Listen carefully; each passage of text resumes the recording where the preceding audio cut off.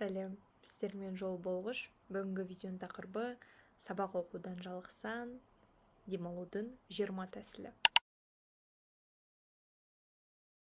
Бірінші, ол бізде міндетті түрде миындағы бүкіл ойды қағаз бетіне түсіру. Сол арқылы миың тынышталады, қоқыстан арыласың, идеялар айқындалады. Екінші, ол әрине сурет салу. Сурет салу ол шығармашылық, ал шығармашылық жалпы миымыздың нейрондарына жақсы әсер етеді. Келесі дыхание 4×4 деп аталады, яғни 4×4 демалу. Ол дегеніміз қалай? Ол 4 секунд дем аласың, 4 секунд сол алған демді ұстап тұрасың, 4 секунд демді шығарасың, 4 секунд дем шығарғаннан кейін дем алмай тұрасың. Солай қайталайсың. Жалпы бір спокойствие сыйлайды.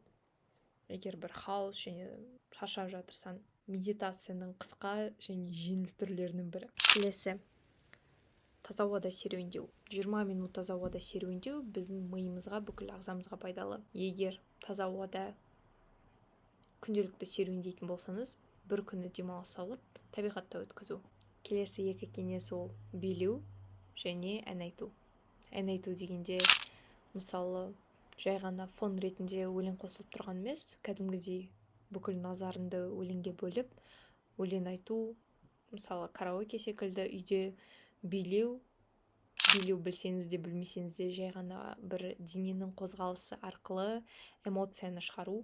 Ең қызық кеңестердің бірі, бірақ шынымен жұмыс істейді. Өйткені ештеңе көмектеспей жатырған кезде маған көмектесетін нәрсе ол 4×4 демалу және бір нүктеге қарау. Бір нүктеге қарау дегеніміз, мысалы,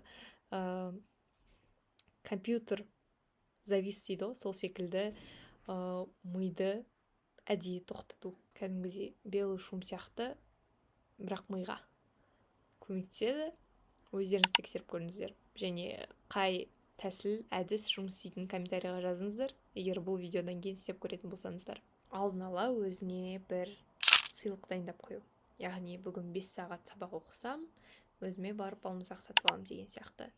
Кішкентай нәрсенің өзі миымызға бір жақсы стимул береді.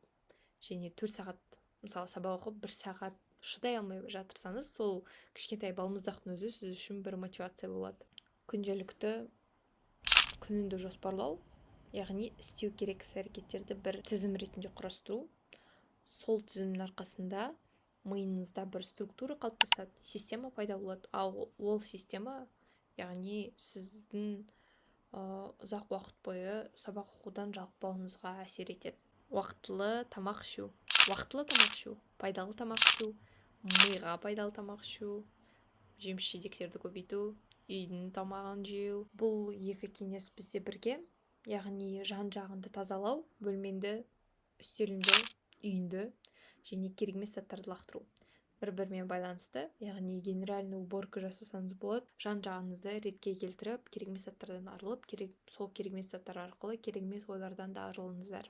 Сүйікті кітабымды оқу немесе фильм көру. Кәдімгідей бір апта бойы қауырт сабақ оқысаңыз, бір күн өзіңізге демалыс жасап, сол күні сүйікті кітабыңызды кері оқып, немесе сүйікті фильміңізді кері көруге болады. Сол күні мүлдем сабақ оқымаңыз, кәдімгідей өзіңізге дым істемеуге, тек қана сүйікті ісіңізбен айналысуға, мысалы, фильм, жаңағы кітап оқуға, сүйікті тамағыңызды жеп, серуендеп, достарыңызбен қыдырып қайтуға жұмсаңыз да, кәдімгідей миыңызға толыққанды перезагрузка жасаңыз. Сол кезде қайтадан сабаққа кірісу жеңілірек болады. Және сабаққа кірісу одан да жеңілірек, одан да бетер жеңілірек болу үшін сабақ оқудың форматтарын өзгерту керек. Мысалы, күнде жай ғана конспект жазып, кітап оқып, видео қарамай, олардың барлығын алмастырып, карточкаларды қолдану, тест, достарыңызбен талқылау, біреулерге түсіндіру, өзіңіз тексеру. Форматтар өте көп. Сол форматтар туралы да видео шығару керек болса, комментарийға жазыңыздар. Міндетті түрде шығарамын, өйткені мен оларды да өзіме тізім ретінде жинап қойғам сессияға дайындалған кезде. Келесі бізде осындай бір шығармашылық әдіс демалудың, ол өлең жазу. Мысалы, күніңіз қалай өтті, болашақта нені қалайсыз, арман мақсаттарыңызбен, достарыңыз туралы, отбасыңыз туралы өлең жазу, білмеймін, ритм жоқ, шығармашылыққа жоқпын десеңіз де жазып көріңіз. ол өлеңді сізге бір интернетке бүкіл жақындарыңызға жария қылыңыз деп жатырған ешкім жоқ. Жай ғана бұрын соңды қолданбаған миыңыздың нейрондарын қозғалту, өз қолмен бірдеме жасау. Мысалы, мен өз қолмен бір бұйымдар жасаймын, оригами жасауға болады.